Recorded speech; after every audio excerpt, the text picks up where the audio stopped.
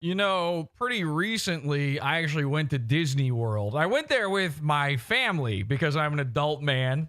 And while I grew up going to Disney World, actually, in fact, I'm wearing a Twilight Zone Tower of Terror t shirt. I'm not a Disney adult. I grew up going there with my family.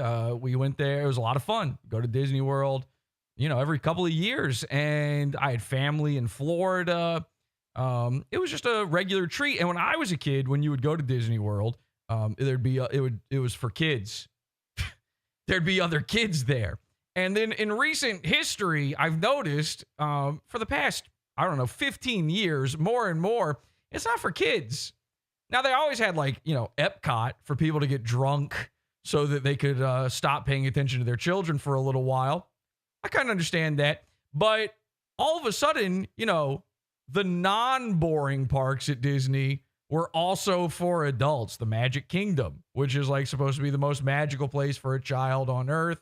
That's for an adult now somehow. And by the way, very little has changed about it. It's the same characters. There's still a teenager walking around swimming in their own soup inside of a Goofy costume, but it's the adults taking photos with them. They opened up a brand new park. I didn't go to it, by the way. They opened up this Star Wars park at Disney World, and they'll have some poor girl walking around as Rey from the most famous and most enjoyable part of Star Wars, the sequel trilogy. And I'm sure this girl's doing her best. She's some Florida hick doing her best British accent for some reason, because for some reason that character had a British accent. And then what happens is some 55-year-old guy sweating, drooling on himself, recording for his horrifying Instagram account of other Disney adults, zombified, fluoride-filled freaks.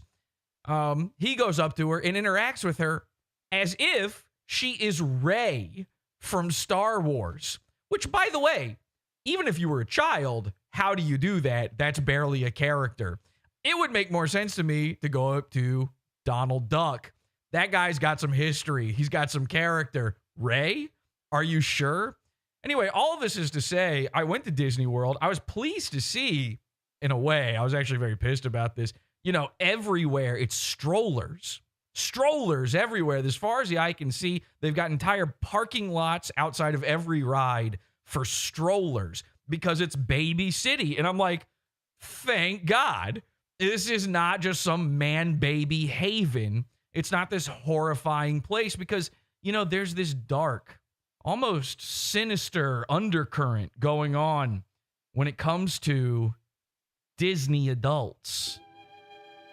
I can't quite put my finger on it, but there is something afoot.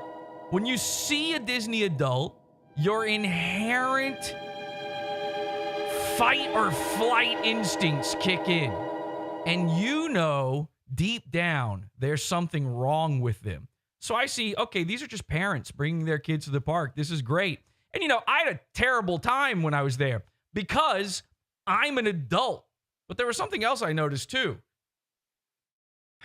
The influencers. The influencers were there and they were recording. And they were recording all their snacks. Oh, you got to know the latest snack if you are an adult going to Disney World trying to spend as much money as humanly possible. You definitely want to know which snow globe to buy. You can spot these freaks from a mile away because, again, there is an almost satanic aura around them. Now, all of this to say, I had a terrible time, but my children had an amazing time. It was a blast. They loved it. Of course they did. It's built for them. I had fun when I was a kid. They have fun. And then I'm just there to be dragged around as a chaperone while Mickey delights and entertains. It was a truly magical experience for my kids. The difference here is I have kids. Now, all of this comes to mind because I saw a tweet by this guy, Royce Lopez. He's the conservative grifter host of Daywave Radio and Revenge of the Sis. I've been following him for some time. You may be familiar with his partner, Mersh. And I saw him post this very fancy photo of himself in France. And I went, whoa, I guess Revenge of the Sis is doing well despite what Mersh keeps complaining about money-wise. He's there outside of the Eiffel Tower enjoying a drink. He's got his pinky out. He's got his Coke nail on display. He's in Epcot. This is not really France. He decided on a weeknight with his wife, who I assume is also an adult. She looks a little bit like she crawled out of the mud. She's from some sort of primordial ooze, a sack of protoplasm of some sort, struck by lightning and brought to life through evil machinations of this earth. But anyway, they decided as an adult couple to go to Disney World for drinks, a thing that a normal human being would never do. Now, you would say, well, isn't that like almost cost prohibitive? But of course, Royce and his wife, they have season passes to Disney because Royce Lopez is a Disney adult. There's no two ways about it. And the most frightening part of this tale is Royce and his wife, despite the fact that they are both in their mid-40s, have no children. They're just doing this. What is it? What is it about the Disney parks that attracts people that maybe just don't belong? I looked deeper into it. Royce made a post. In fact, he tweets about Disney World all the time.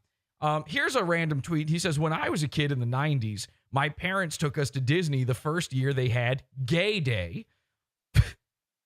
Really? The first year they were on the ball that hard? What made them think that was? Anyway, obviously we had no idea it was a thing. Yeah, obviously. Sure. We walked around and my mom noticed how many gays there were in the park. I guess she had on the They Live sunglasses so she could tell. It wasn't until two dudes just started making out on Pirates of the Caribbean that my dad blew a fuse, rightfully so. All right. It wasn't even that it was gay guys, but just doing a PG-13 grope session in front of kids, regardless of sexual orientation, is creepy. He goes on and on about his first, canon event in his life, his formative memory of the gay people at Disney World, a place that he, again, as a childless adult, keeps going back to like it's fucking nothing. So I don't really know what the deal is when it comes to all of this. I'm not exactly sure what the attraction there is, but I do start to wonder, is there something connecting swingers, cuckolds, and Satan worshipers to being a Disney adult? Tonight on the program, I have a very special guest, a guy, you can know him by the name Spum Donor on Twitter. He also has a YouTube channel called Cartoon Aesthetics. I'll be joined by Spum later in the program here to talk all about Disney adults, and we have to get to the bottom of what's going on. Now, I don't think he knows anything about this Royce character, but maybe he can help me uncover whatever dark mysteries lie ahead. This is Pod Awful.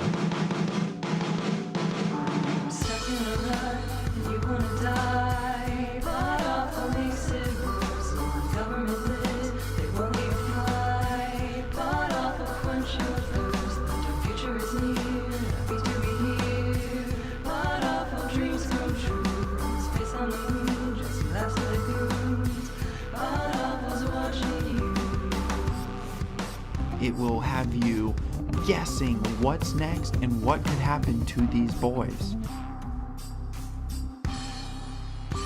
All right, welcome everybody to the program.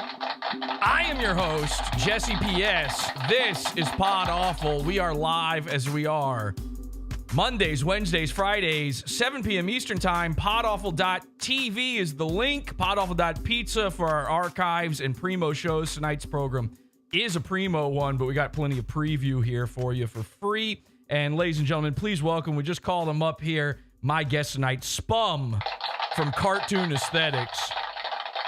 What's up, Hey, man? Jesse. Thank you so much for doing How's this. it going? Yeah, pretty good. How are you? Not bad today. Yeah, we're ready to talk about Disney, aren't we? Yes. Yes, we are. It's the people in the chat room. Somebody said, bring your Earthworm Jim wife to Disney World. Yeah, we'll get into that in just a little bit. I don't think Spum knows what you're talking about there in chat. Somebody says the Disney Village is for adults. It's all swingers and newlyweds. It's on the other side of the park. It's all nightclubs and stuff. There's a lot of stuff going on when it comes to this Disney thing. You have put out on the Cartoon Aesthetics YouTube channel, you've put out how many parts are going to be in the series, by the way? I know there's 2 parts out now. Yeah, I've been making a documentary series called How Disney Stole Your Childhood. It's about Yeah. how Disney stole your childhood. So Right. obviously that's going to include some stuff about Disney adults. First 2 parts are on the channel right now, and third part will be up after I post something else, an interview with one of the original Ren and Stimpy guys that I'm excited about. Oh, awesome. Do we get to secretly know who it is? This is an exclusive? Yeah, it's I think yeah, it's Eddie Fitzgerald. I Wow. don't know if I mentioned it elsewhere, but yeah, Eddie Fitzgerald, John's right-hand man. That's I awesome. talked to him for like 7 hours, so it's going to be a long interview too. That's awesome. Yeah, Spum was supposed to be on the originally I'd asked him to be on the episode with Faceless and Sven, talking about the AI stuff. You just put out a video kind of as an addendum to my episode about that. It had a lot of really good points on there. If you've never seen the channel, Cartoon Aesthetics, you know, the way I like to sell it to people, because maybe you're not a John K respecter like you and I.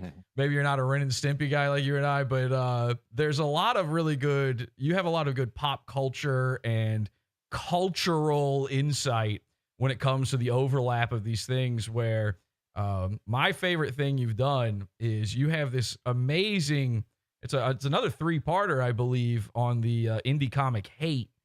And I believe it was the first part of that has this incredible meditation on Gen X. That's you put it in a way. These are thoughts I had and not been able to vocalize for years. It's an amazing watch. I do recommend everybody go check that out because it's very, very good. The whole series, but especially that part. And yeah, you put out the addendum to the AI episode, kind of invoking we touched a little bit in that episode on David Lynch. I think Sven brought it up. And yeah, I was watching and you that. contributed. You go ahead. Sorry. You contributed a AI generated Ghibli David Lynch to that video. Yeah, thanks for that. I didn't even know that's what I was doing when I did it, but I did contribute some AI art to this thing about how AI art is probably bad. I do want to say, just in my own defense, you mentioned the part of the show where we talked about. I mentioned that creativity essentially boils down to taking 2 or more things that already exist and combining them together, and that's pretty much what we're left to some with. degree, sure. To some degree, yeah. I don't want anybody to think I think that's all it is. That some of that was me playing devil's advocate to Sven, who is Sure.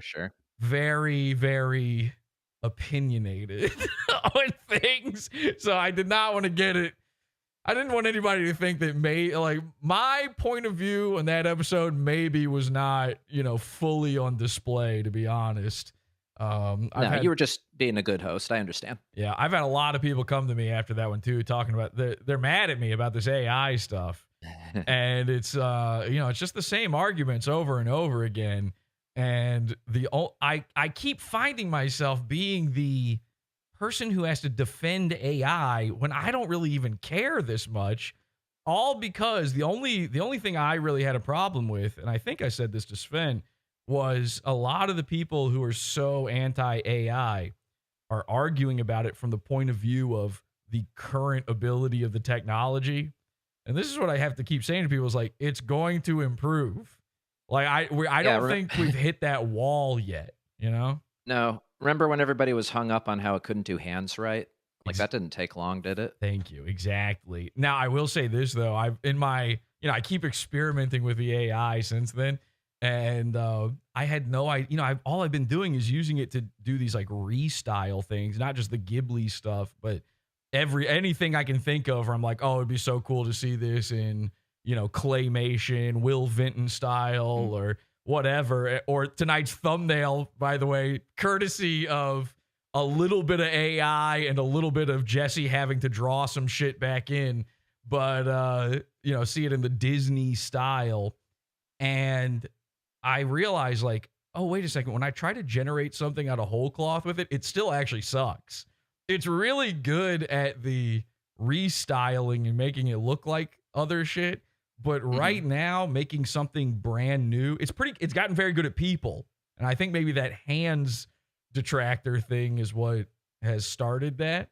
But everything else still kind of blows. It's almost like impressionistic looking. It's not, it's not even like squint your eyes and it looks real. Certain things are just a blobby mess still. Yeah. And I think this is what Yeah. people are still thinking AI is that sort of thing. But I'm sure there's other services that are pretty good. Well, something I was kind of curious about thinking about that was like, could I sketch out something and then just ask Grok to convert it to Yeah. Ghibli or Disney style or something, and then see what it does with those basic forms if it has that little extra guidance to it. Yeah, yeah. What did it do? Did it do it? Well, no, I haven't tried it yet, but I'm sure that's going to work better than just telling it to create something out of whole cloth. So I attempted something like that. I took like a couple images of what I wanted for a thumbnail and put them into a thing. And then I just used like a yellow paintbrush and just very, like in the worst drawing ever, drew in certain details and then literally wrote on top of it with the paintbrush, this is this is that. And it did it. And it did. It was like, it wasn't perfect. It wasn't everything I wanted, but it was impressive. It was shockingly impressive. You can now take like a child's drawing basically and turn it into something that probably most people would be fooled by and think it's, and have no idea that it's AI until you're like really squinting and looking at every fucking thing. But anyway, I don't want to again, I'm not the AI guy, okay? It's funny to turn stuff into cartoons. That's it. That's all it is. It's funny to do it. It's especially funny to do it to Studio Ghibli shit when, the Miyazaki is absolutely wanting to blow his brains out over it. It just makes me laugh. Anyway, but let's talk about Disney adults. This is a topic. Now, I know as a fellow John K. respecter, I know that probably that is the route you come to this. Obviously, you, like myself, everybody basically grows up as a Disney kid. How can you avoid it? You watch all these things. Right. It's just the default in our culture, right, to grow up on Disney. But I'm assuming your concentration on it is because of the criticisms that John Kricfalusi leveled against Disney and of course, like what it inspired after the fact. Well, on John K's blog, johnkstuff.blogspot.com, which miraculously never got taken down. Yeah. Even though I remember at some point he had to take down like pages and pages of, the comment sections are gone. Like no surprise there. But I remember I checked on there once and there were like pages and pages of angry comments left behind by one of his ex-girlfriends. And I wish I'd saved them because they were only up for a day or something. Anyways, they probably were taken down because they probably don't allow minors to post.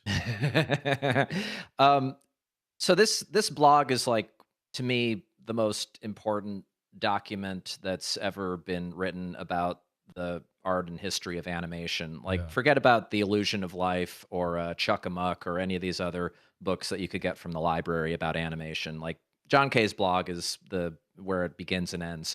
And yeah, he talked about Disney a lot, and he had this really nuanced appreciation of Disney where he really admired all the technical accomplishments they had, but he was critical in a really smart, articulate way about how conservative Disney is, and not politically conservative, even though, like Walt Disney was born in 1900 or something. Like, he's definitely conservative by today's standards, but conservative creatively, like how Disney would just sort of figure out how to do something and then they would just do it over and over and over again. They reuse character designs, they reuse plot structures, they reuse themes. And when Disney died and the company had to go on after him, it kind of got even worse in terms of like his successors just trying to turn everything into a formula. And so you have formulas based on formulas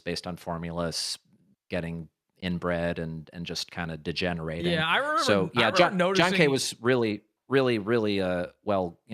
smart and critical of that stuff. I remember noticing even as a kid, like, how go you know what the one that got me? All of the Disney movies, all the cartoons as a kid, they always had the animal sidekicks. And that Mhm. was like, I remember being a kid and zeroing in on that. It was like one thing in Lion King with Timon and Pumbaa, where it's like, well, they all are animals, but even here somehow there's an animal sidekick. Yeah. You can Even the feel animals it. have animal Right, sidekicks. you could feel it. Oh, these are the animal sidekicks. With the lions, you forget. They do a good job, and you forget that it's lions necessarily. It's just a story, and then fucking Timon and Pumbaa walk in, and you're like, oh right, this is a Disney movie. It is. I think it was Anastasia's not a Disney movie, right? The No, animated but Anastasia. in the 90s, there were so many imitation Disney Right. movies, and not even like that direct to video, like Transmorphers trying to trick you into thinking you're getting Yeah. Transformers type stuff. It was just that other big studios were making more feature length animated films, but they weren't being creative with it. They were just trying to do Disney light or imitation Disney, and that's one of them. Yeah, Anastasia.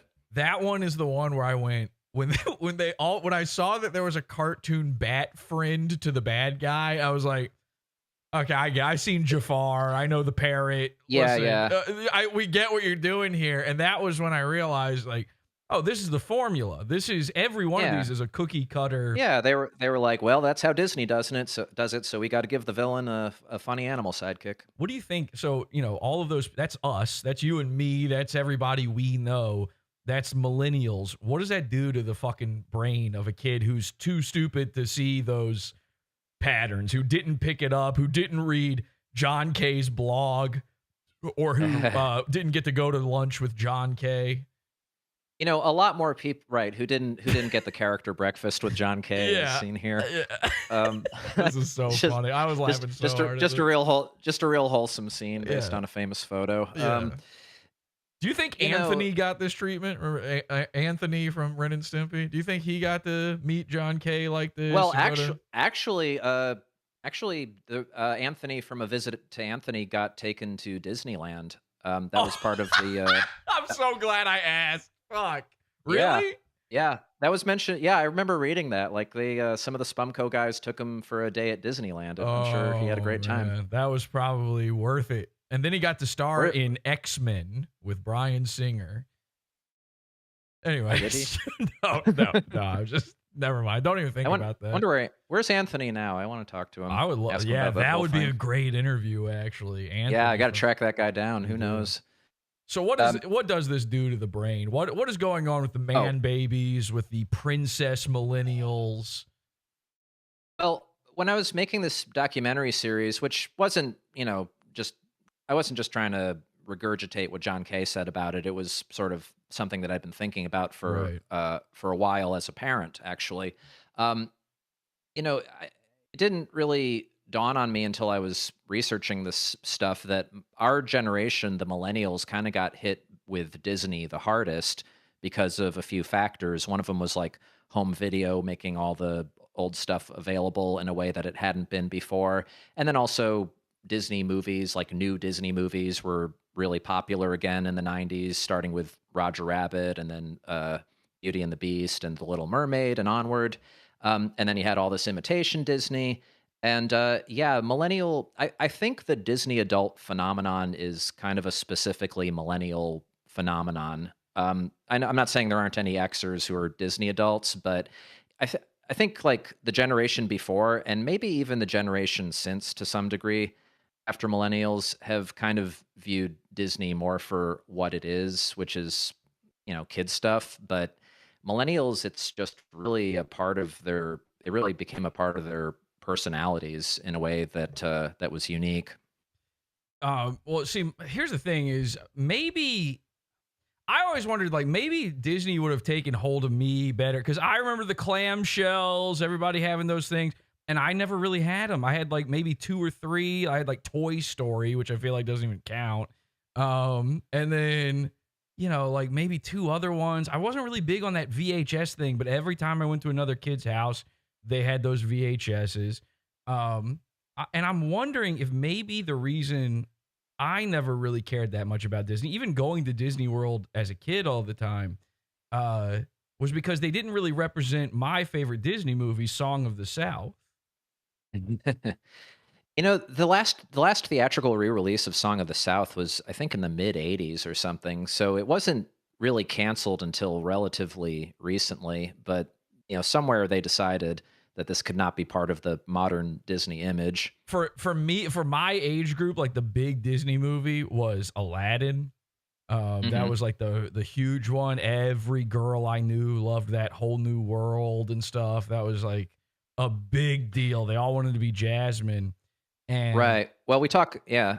People talk about theater kids too now, right. and there is a real dovetail overlap between Disney adults and theater kids because, Yes. yeah, those popular '90s movies were all really focused on being musicals, and they had a couple of famous Broadway songwriters doing multiple of those movies, and yeah, like the songs, the soundtracks were as much those movies' promotion and popularity as anything.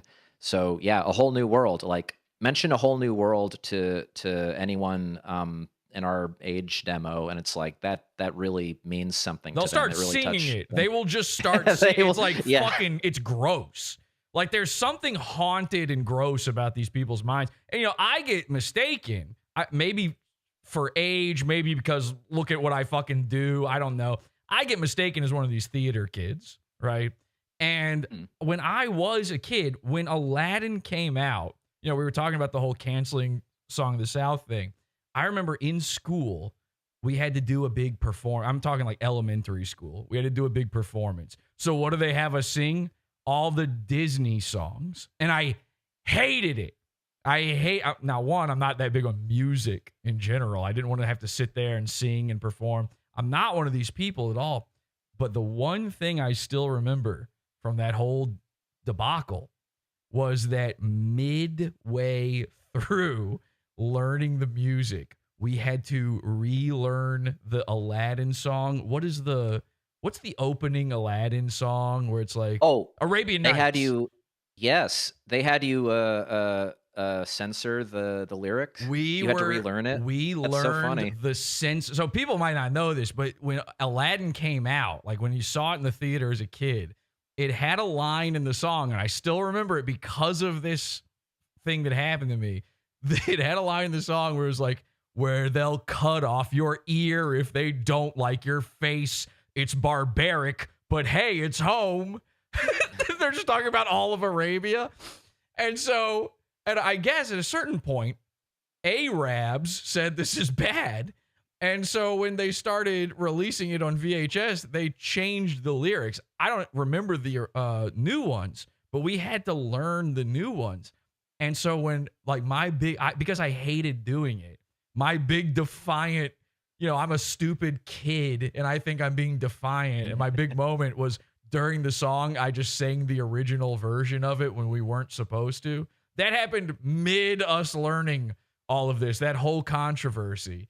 And it had to be explained to us why it was bad. They're like, no, you don't understand. People from Arabia don't actually cut off your body parts. And then it turned out they Yeah. do.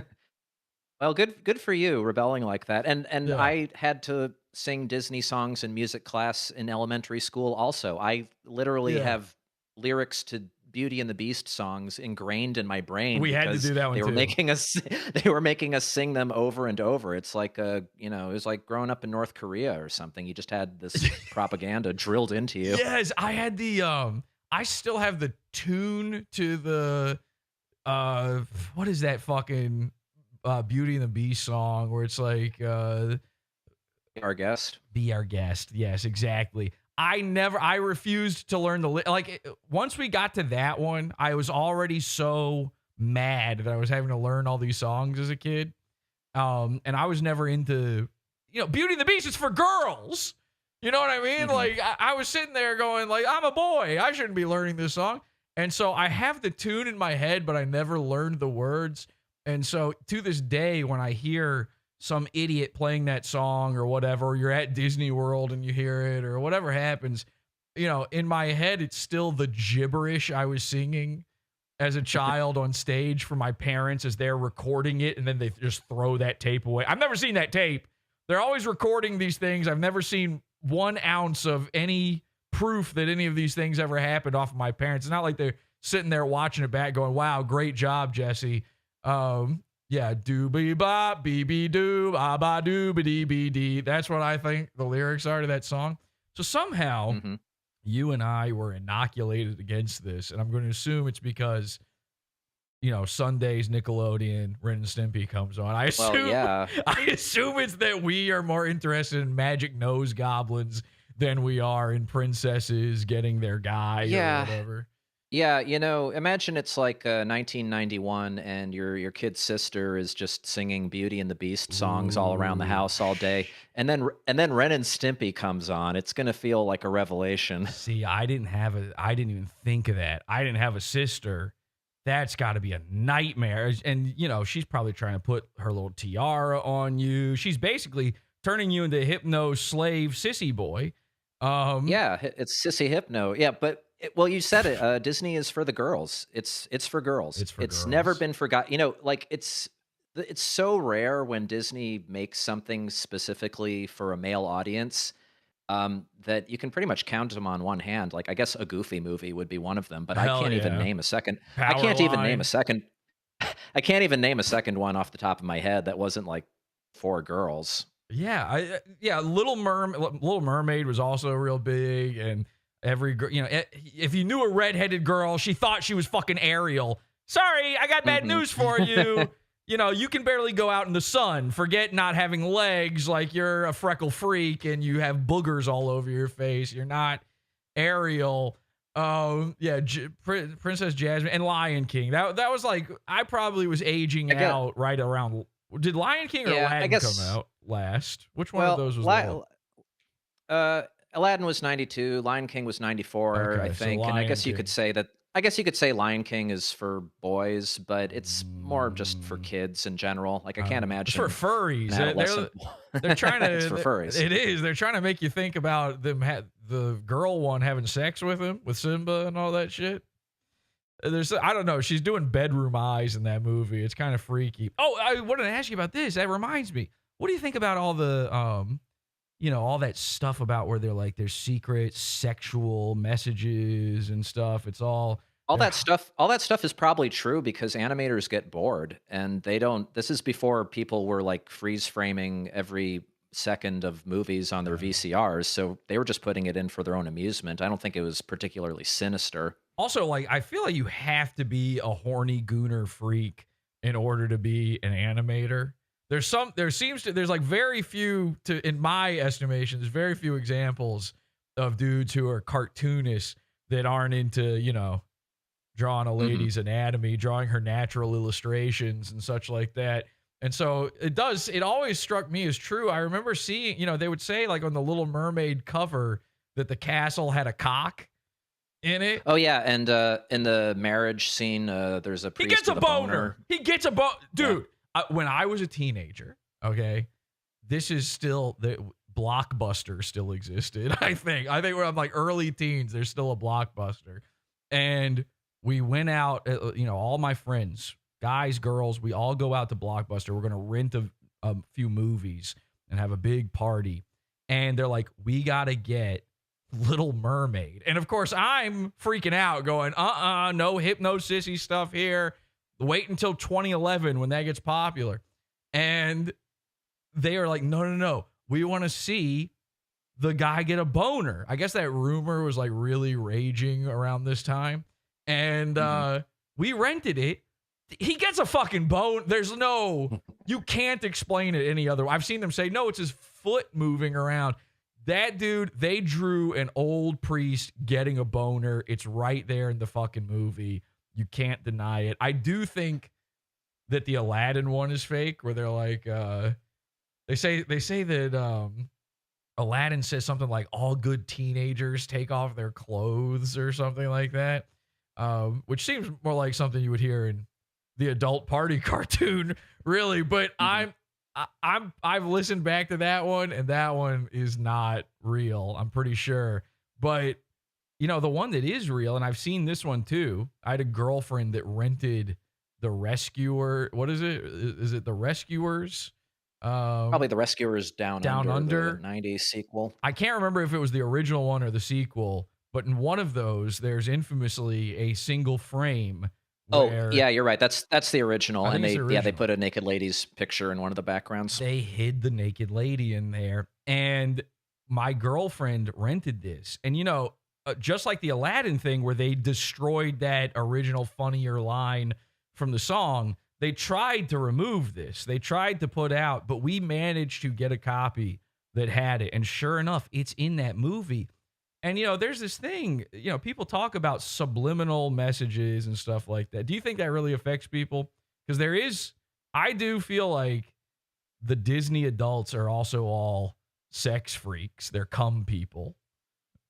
Well, here's like where it becomes a generational phenomenon for me again, because I think in those millennial era Disney movies, like they're sort of sexually charged in a way that more recent Disney movies probably aren't. Like you're you have these princess characters, and kind of the whole story revolves for Disney princess stories around like sexual awakening, and Ariel Yeah. she wants a human lower half, and Right. she has to kiss a boy to make her dreams come Which, true. if I And was then Prince Eric, I would want to see what's going on with that fish pussy, At least try it. I mean, it's like the one time you get a pass, I think. yeah, just drop your load on some eggs. It's Yeah, easy. yeah. Caviar is Yeah, nice. yeah, what do you think A Whole New World is about, right? It's like Exactly. they're kind of these thinly veiled metaphors for sexual awakening, On which a is why magic carpet ride. yeah, Hello. millennial girls got hit really hard psychologically with this stuff. That fucks you up. So what does it mean then that a guy is a Disney adult? Because we all know when you hear Disney adult, I think the average person pictures a woman. We've seen these people, and Yeah. lots of They're women are like that, but guys are pretty they're rare. predominantly women for sure. Yeah, I think with the guys, I mean, either you're gay and you're into musical theater, Right? because there's a lot of songs in the Disney catalog to sing if you're into that. Uh, Yeah. or if you're a straight guy, um, you know, I think you're sort of just like in an arrested development Mm. state, because when I see Disney fans online, um, they just sort of seem very self-consciously childlike, and they sort of pride themselves on a sense of innocence that Mhm. being into these kids movies gives them, and they treat it like it makes them a good person, a moral person, to have this Right. childlike view of the world that Disney movies taught them, and that they keep reinforcing. So yeah, if you're not gay, you're just kind of stunted if you're a male Disney adult. The innocence thing is actually very interesting to me as well. The safe aura you give off supposedly by being a Hmm. Disney adult.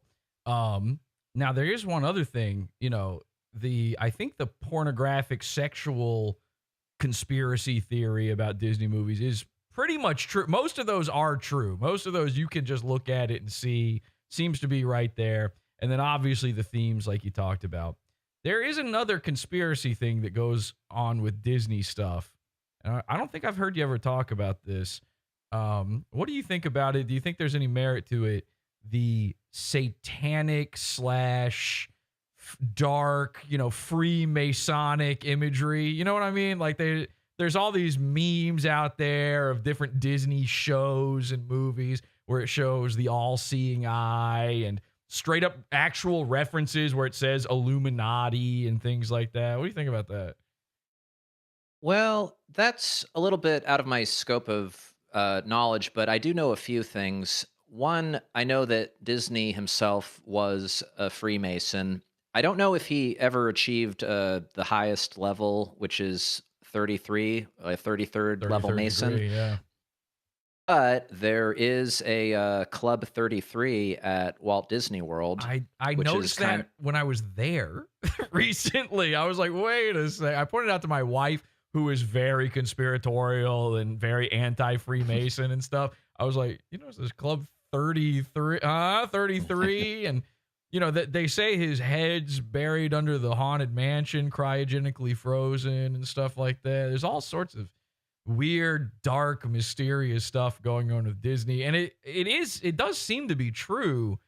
You know, there are images out there that aren't doctored from Disney shows where they're talking about the Illuminati. It's like, why is that in a Disney show? Why would you sneak that in? It's not like, you know, when they sneak weird shit into like a Nicktoon, you're like, well, that's because you know, back in the day, they're showing those on MTV as well, and some stoner sitting there laughing at it. You know, he understands why that Rocco's Modern Life, Rocco is working at a phone sex place, but the kid does not understand. Like, that's one of those, there's a joke for an adult, a joke for the kid, and everybody's happy to have the cartoon on sorts of things. But then there's just these little Easter eggs that you have to, again, you have to freeze frame it in order to see it, and it starts being subliminal again. Yeah, well, you know, the Disney aesthetic is so hyper fixated on wholesomeness that it sort of invites these dark little in jokes more than animation that is skewed a little bit older or is a little bit more sophisticated than that, because nobody's looking for like the hidden dark side of classic Looney Tunes, because those cartoons have a little bit more edge to them. Right. But when something has a squeaky clean image, we want to see the dark side of it. And I have to assume that people working on Disney movies probably feel a little bit oppressed by working in that environment, because they're still human beings at the end of the day. And so they're probably like, yeah, let's put a naked lady's picture in the background of this scene just for a goof, just to let off a little steam, just to be a little subversive. Damn, imagine being the teenage kid that's so hard up in the middle of the 80s that he's got to pause The Rescuers just to jack off, you know, pre-internet. Well, it's a really shocking one. You can see Jessica Rabbit's pussy in some deleted frames from Roger Rabbit. I saw it. Trust me, I saw it. And in the early days of the internet, that was one of those things that people really got excited about discovering and you know, scanning the freeze frame, so you can download it on a 14K modem. I knew it pre-internet. I mean, like I said, I only had a few. You know, Roger Rabbit's such an amazing movie. Who Framed Roger Rabbit? So crazy and groundbreaking, and you know, that was one of the few movies. It's not a Disney movie per se, is it? It's not a Disney one, is it? Well, it was, yes, but it was Mickey Mouse is in it. It was right. It was distributed by Touchstone Pictures, right. which was like their slightly edgier distribution company for stuff that's not quite squeaky clean enough for Disney Right. stuff that has when a Disney little wants bit to of edge. hide that they're Disney and put something out, they do Touchstone. Yeah, so I had that one, and you know, my mom was like, "Why is this tape so worn out in the middle?" So, Yeah. yeah. Hey, when they're Sorry, go ahead. as soon as the cab's tires get blown out, the tape just starts warping. It's weird. Yes. It's so funny too, because when you see what they're talking, like, oh my God, you can see her vagina. It's like, it's a drawing. So you know what that means? It's one line. There's just a little tiny line right there at her crotch. And it's probably honestly like a misdrawn, you know, they probably were drawing her underwear and just didn't complete the line, because you would never see it. No one ever thought you would ever see this paused forever. It would be captured like that. But Yeah. So getting back to what you were saying, I don't think that you know, the inclusion of dirty little in jokes from animators is part of some greater satanic mind programming operation. That stuff was all done by the Disney Music Group with all those pop stars that came later, and that's kind of a separate topic from Disney animation. man, I somehow, well, I know how. I completely avoided being one of those Disney Channel kids. One, because I'm a little older in age group than when that really became a big popular thing. But two, you had to pay for the Disney Channel originally. I remember being a little kid, and they would sometimes give you the Disney Channel for free as like an incentive to subscribe to it. And then they would run a little banner at the bottom going, "Hey kids, tell your parents to subscribe on their cable provider to the Disney Channel. It's only another $150 a month or whatever." And I always thought, man, this subscription model thing sucks. Yeah. Anyway, this Well, full episode is going to be in the Pizza Fund. I just want to remind everybody real quick. I'm sorry to interrupt, but podawful.pizza if you want to see this full discussion, $12 level and up, and you get access to all of our archives, primo episodes, after shows, and so on. Oh, sorry, what were you going to say? speaking of pizza, right? Well, Disney Channel was part of whatever cable package my parents had, but Yeah. when that yeah, Disney Channel sitcoms, crap like Even Stevens or Hannah Montana, like that just really didn't do anything for me at all. I'm sure I was kind of aging out of it at the time, but I'm sure a lot of girls were watching it like Oh, well yeah. into their teen years, and Oh, yeah. that's the Disney Channel view of adolescence and young adulthood was something that probably set up a lot of millennial women to have really awful personalities and unrealistic expectations about life. Everybody talks about like the Nickelodeon kids and them all getting molested by Dan Schneider and stuff. But man, those fucking Di- kids out of the Disney Channel are the Earth's Yeah. raped. They are so raped. It's so, I mean, look at Shia LaBeouf. That's all you need to know. He's from Even Stevens. Right. Well, and they would kind of like, there were shows like Hannah Montana where it's a sitcom, but then the star of the sitcom is also a pop star. And then a few years down the road, they're still doing this. Like, I don't know, JoJo Siwa, is that her name? Yeah. Like they always do this. They always do this turn where they reinvent themselves as like an empowered slut. And like that's what your kid grew up with. Your kid grew up with JoJo Siwa as like the cool, chick, good role model, basically wholesome. But then down the line, at some point, she does that turn, and what kind of message is that sending to your kids who grew up with her? Like, oh, I guess it's my turn to take that turn in life now. Definitely. One other thing, specifically getting into the root of this, like, the animation itself, the way it looks, Disney movies, the style of a Disney movie. Yeah, the art style. The art style. Every one of them, while some of them can look very different, there is that Disney-fied, Disney-esque, it when you see it look. We were talking about the imitators before. They're going for that as well. Describe to the people out there what if you were trying to look for it, what is it? Well, this is kind of where words fail me and why I had to start a YouTube channel instead of just tweeting about this stuff, because at some point when you're talking about cartoons, you do have to use visual examples. But when you say the Disney style, people know what that means. AI has no problem replicating the Disney style. It can take a picture, you can tell it to make it Disney style, and you know what it's going to do with it, and it works. But the Disney visual style, I think in my video I described it as just kind of being focused on cuteness, Right. to the exclusion of all other considerations. It's really like trying to emphasize maximum cuteness in everything.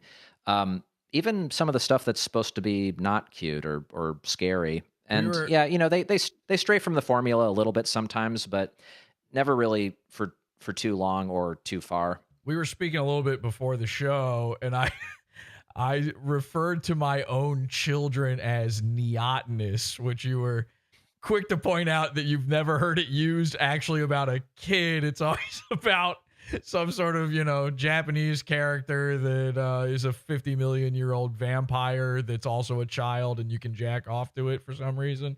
Yeah, like most people, I learned the word neoteny from discussions of why Japanese people are pedophiles and the cartoons are all for pedophiles. Yeah, but I think that's a big part of the, obviously anime took big influence from Disney as well. And I think that's a big part of it too. It's those, it's the neotenous features. It's that, like you said, cute, the big eyes. And it's not just big, by the way. I would say it's like vulnerable, I think is maybe the right word. Like big, vulnerable eyes, vulnerable, like big, surprised expressions. Yeah, because I mean, there's a lot of different ways that something can look cute, right? Right. But Disney cute is a specific kind of cute, which you could look back at, like, I don't know, Peter Pan from the early '50s, and the way they're drawing kids in that movie from 70 years ago is not too different from the way that Disney kids get drawn now, if in Right. something like I don't know, Frozen 3 or whatever. It's interesting you say Peter Pan because this Disney adult thing. It's synonymous Peter Pan syndrome. They also call it. But somebody I know with Peter Pan syndrome. One of the strangest things, they have the Disney eyes look. They always look like they've got the vulnerable big eyes, and yet you've never seen a less cute thing in your life. This is Royce Lopez.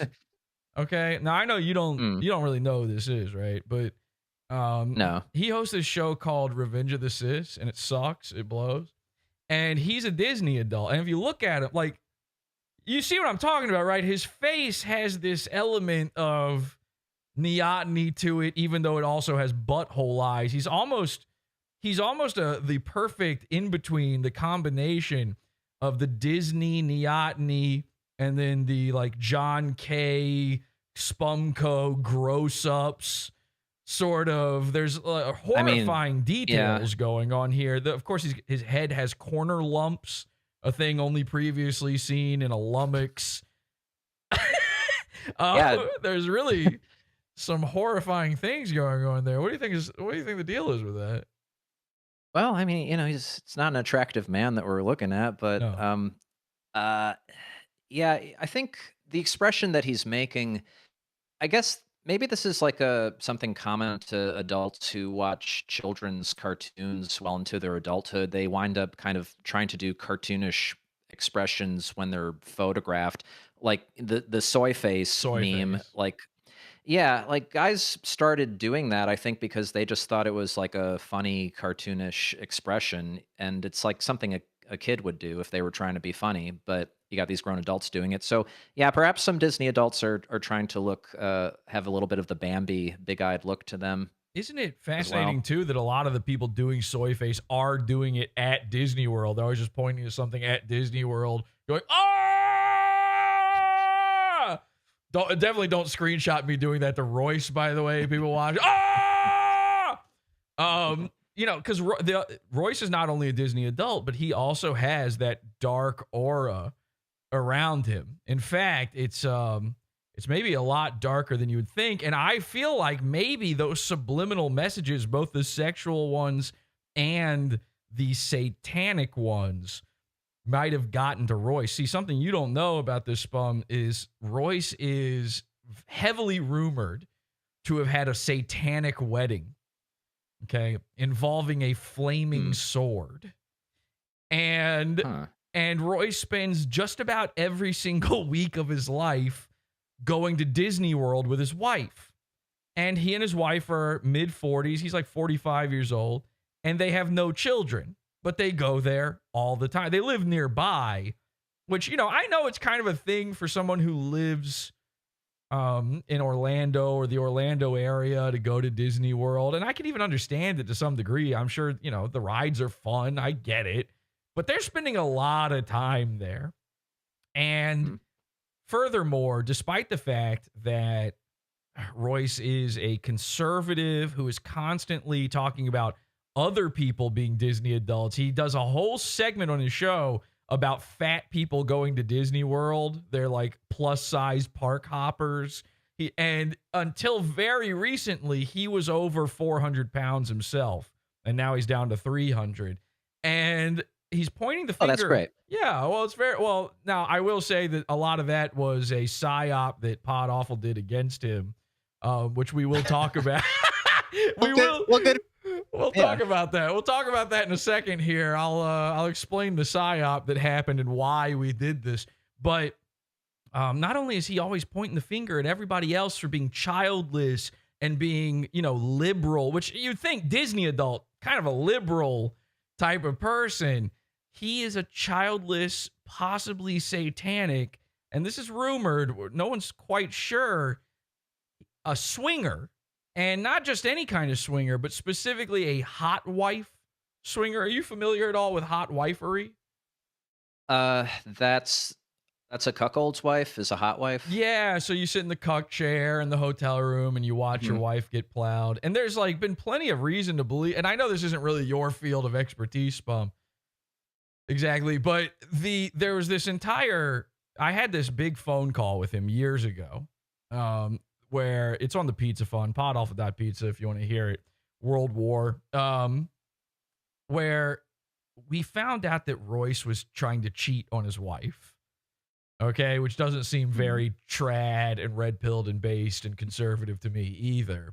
It doesn't seem very Disney adult. I thought they had a magical marriage, it was happily ever after. Yeah. And it was strange because Royce kept saying in the call, it's okay, it's open. It's an open relationship. And nobody took this seriously. They thought he was just trying to get away with cheating.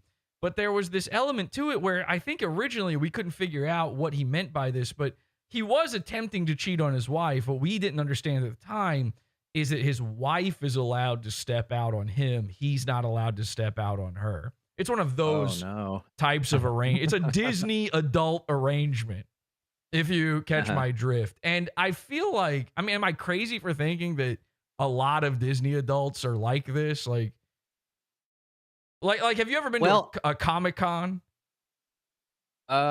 Yes. Are you familiar with the fact that there's a lot of like sex parties at hotel rooms at Comic-Cons? Oh, yeah. I mean, before Comic-Cons got as corporatized as they did, and anime conventions, like those were just like big, sweaty nerd hookup cesspools. Yeah, it's a cesspool of dead pools. So the, Royce, by the way, goes to Comic-Cons as well. I think there's a lot of crossover with Comic-Con and Disney adults. I didn't realize any of this. Every time I've ever ended up in one of these worlds, I'm always flabbergasted by it, as I'm sure you are currently flabbergasted by the things I'm saying right now. And I have to listen, I have all this proof. Okay. I have proof that Royce is into the pineapple lifestyle, as they call it. These are secret codes I didn't know about. Yeah, I didn't either. I had to be made aware of this to learn more. And I've been sitting on this stuff for years now, and I've never done the episode about Royce because he seems harmless. And everybody says this to me. They go, Jesse, Royce is don't make fun of Royce. He's harmless. I almost feel bad for Royce. And I was watching your videos about the Disney adults and about the Disneyfication of childhood. And I realized, wait a second. Royce uses his Disney adult pass. He uses it like a pussy pass where he seems innocent. And he's got those big doe eyes. And I go, it's Bambi. I don't want to shoot his mom. And I'm realizing, no, he's into evil, satanic, freakish fucking shit. And I mean really bad. I mean so bad I can't show it on YouTube. Now, I've been wanting to share this publicly for some time because I think it's very important for the conservative guys out there who follow Revenge of the Sis to realize what it is they're supporting. But I can't do it on YouTube. So I made a little edited version. The only reason we're doing this in the Pizza Fund, the only reason this is behind the paywall is because I literally cannot do it on YouTube. The things I'm going to show are horrifying. If Disney had to release this as a movie, it would be under the Touchstone Pictures label, if you catch my drift. So I've made a little edited, censored rundown package here for you, just to give you an idea. Take a look at this. Pod Awful News exclusive. Royce Lopez from Revenge of the Sis follows cuck-themed Florida swingers account. And here you can see it's a Florida couple at Mr. Stag 407. Royce follows it. Lots of horrifying images, hot wife imagery, even trans and gay porn. There's Royce.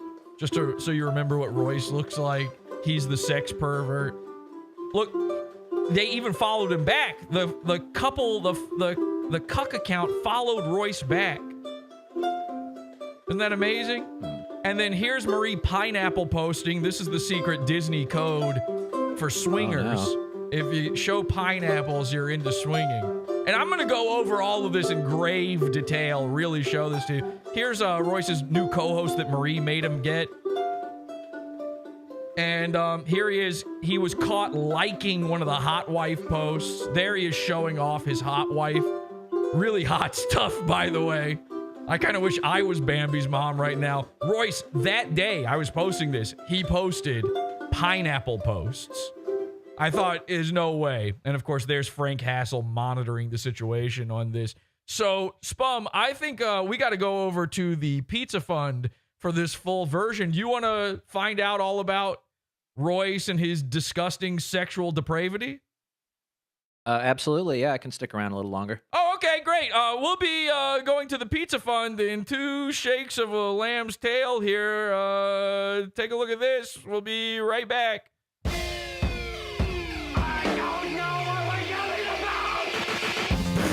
Support the show. Join the Pizza Fund. Podawful.pizza. Pizza.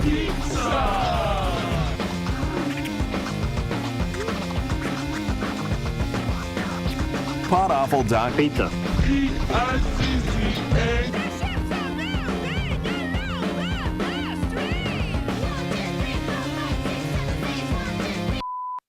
Someone during the break there said that Royce's wife Marie has Ren Hoek feet, and nothing has ever been said that's truer. Holy shit. We're going to zoom in on her feet. I've got a million images. We are going to go detail by detail into the disgusting, depraved Disney adult world that is the Lopez family, what they've been hiding from their conservative audience this entire time. And, you know, my focus, Spum, has been on Royce's co-host for years now, Mersh.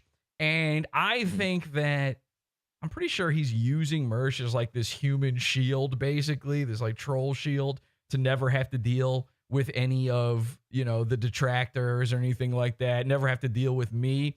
Really quick, I just wanted to show people there was Monday we did an episode about Mersh, and we were supposed to have on Milo Yiannopoulos, and unfortunately he couldn't make last second. He couldn't make it. He sent me a message about this. In case you missed it, here's Milo's message to the Pod Awful cult.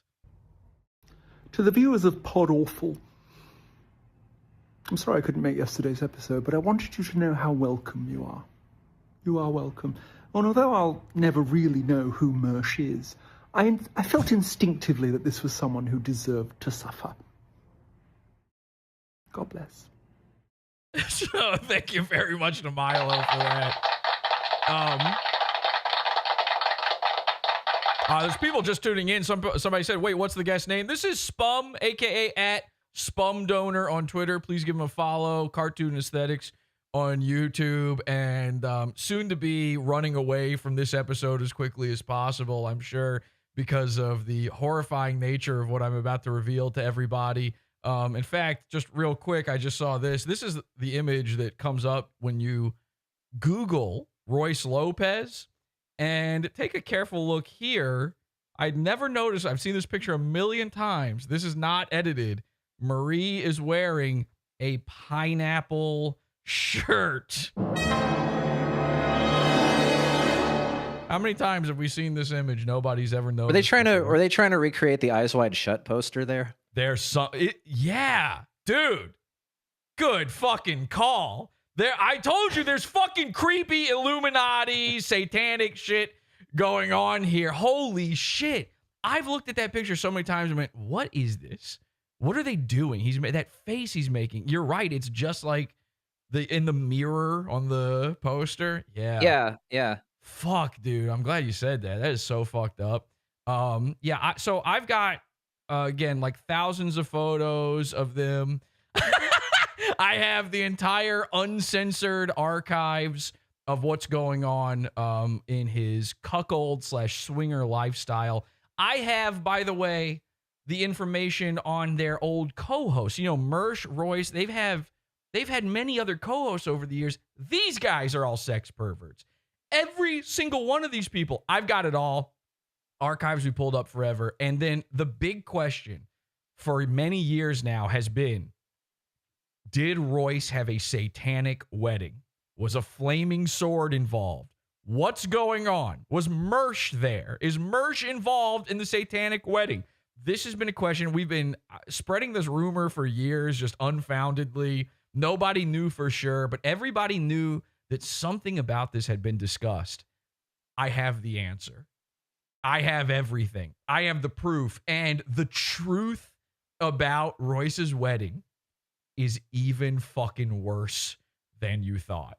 The actual truth of it is a million times worse. We've got it all in the Pizza Fund. Again, follow @SpumDonor on Twitter and subscribe to Cartoon Aesthetics on YouTube. Anything else you want to say before we head over to the Pizza Fund? No, I need to know all about this guy immediately right now. Go. Okay. All right. We will be right back over in the Pizza Fund. Join at podawful.pizza, and we'll see you over there in just a second. Sorry, nigga. I'm Tom Gully, and you're watching Is This Live, the show This content right here on the Pod Awful TV network. is Pizza Fun's own. Podawful.pizza. This shit is beefer. You're listening to Howdy Do with J. Crew. Podawful.pizza. We got shooters in these streets. Nigga. Okay. We'll be right back.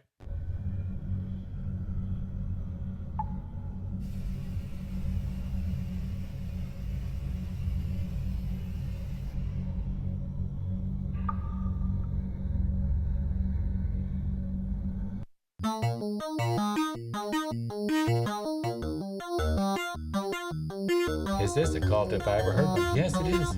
It's a cult. I mean, it's the cult of cult.